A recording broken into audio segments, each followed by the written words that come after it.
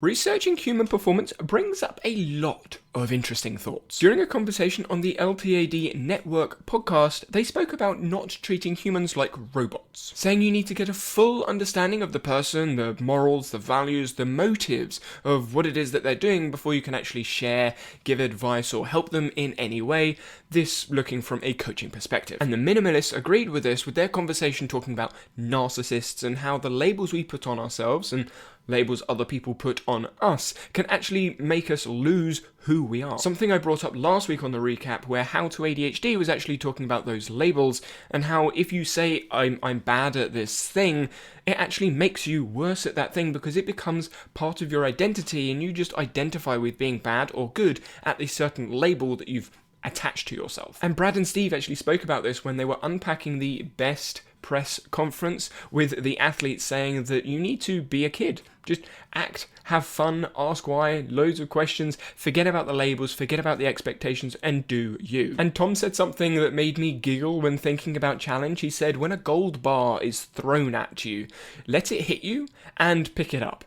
Don't shield it away, let the gold bar hit you, and then pick it up. The gold bar being the challenge, the gold bar hitting you being the friction point, so you don't want to deflect that friction point and get rid of it, you want to accept it, hit it, feel the pain, feel the failure, and then just pick it up and move on with that newfound wealth. Now, we can't talk about challenge without including goals, and this time Stephen was talking about clear goals, which summarised means challenging yourself right to the edge of your ability, but not too much that it causes demotivation. And those goals, according to Seth Godin, is about solving interesting problems. And he actually came up with a story that I thought was quite interesting, where there was an environment, an office environment. Loads of people had paperwork, and they had to find their paper. So someone decided, I'm going to put a paperclip on my work. The next day, some other items suddenly were found on these pieces of paper, and he had found a solution to an interesting problem, and other people just followed. He didn't market it, he didn't do anything about it, it was just,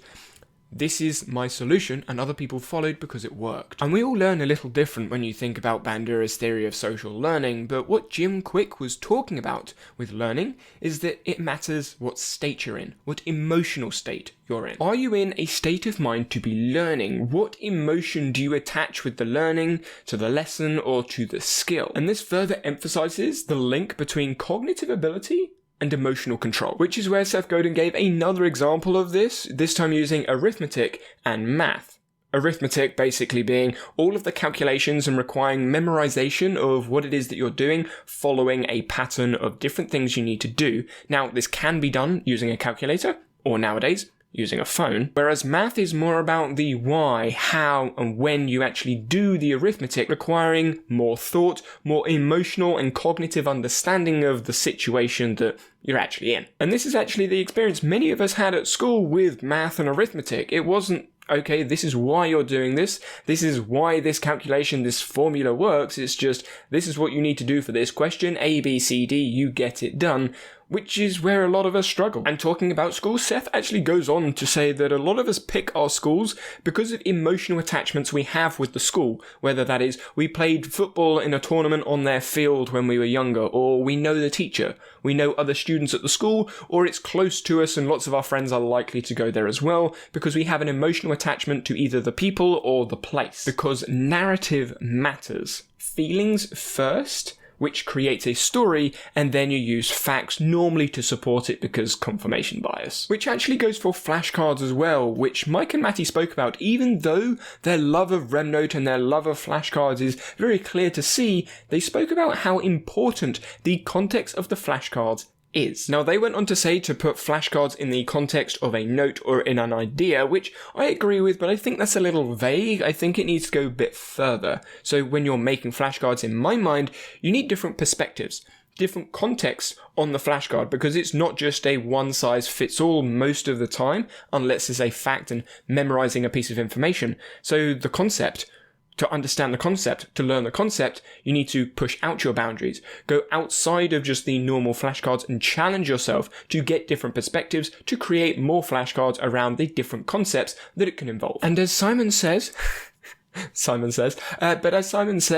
you need to learn a skill of asking for help. And flashcards, you don't really ask for help because you've made them done. Whereas when you're learning and looking for different perspectives, You need to get those perspectives from someone else, so asking for help is a skill that we need to develop when learning. On the other hand, things that are more factual and binary in nature, like nutrition, we know, yes, there are nuances in nutrition, but we know calorific deficit, calorific surplus, gain, lose weight. That's just how it works. And Jeff was talking about clean eating and how it doesn't really exist. What's important is that the foods you're eating are nutrient dense. And pickup lines and Nathaniel agree, there isn't really a superfood or any tricks or hacks with a nutritional plan. It just needs flexibility, variety, so that you can actually sort of stay sane and be consistent with whatever it is that you're eating, making sure that they are nutrient-dense foods. And we know consistency in performance is key, but there are some people in the high-performance world that just take it a little bit too far. For those of you unfamiliar in the sporting context,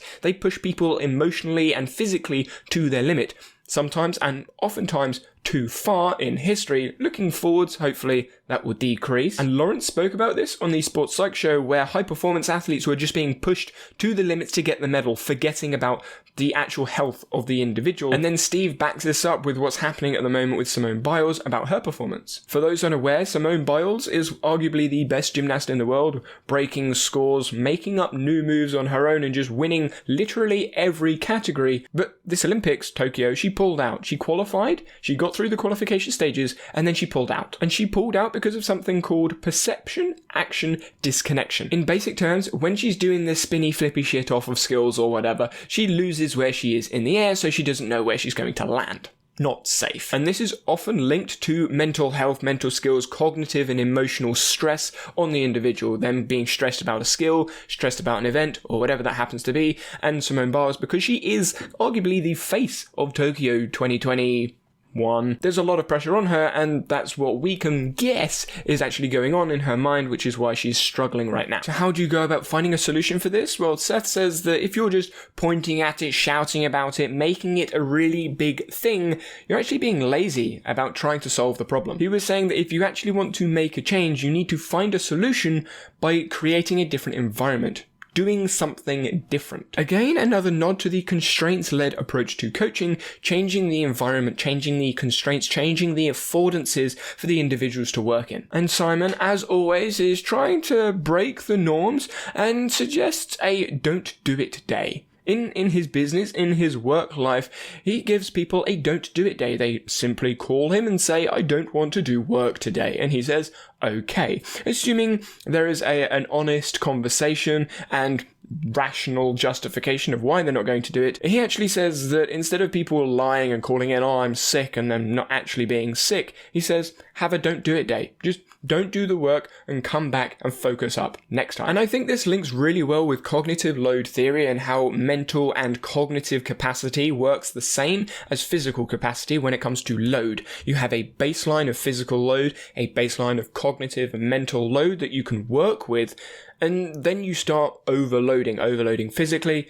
cognitively or mentally, and that's what happens in work. When you're doing really challenging work emotionally or cognitively, that load increases, and when it's at a point, you just need to go, I need to rest.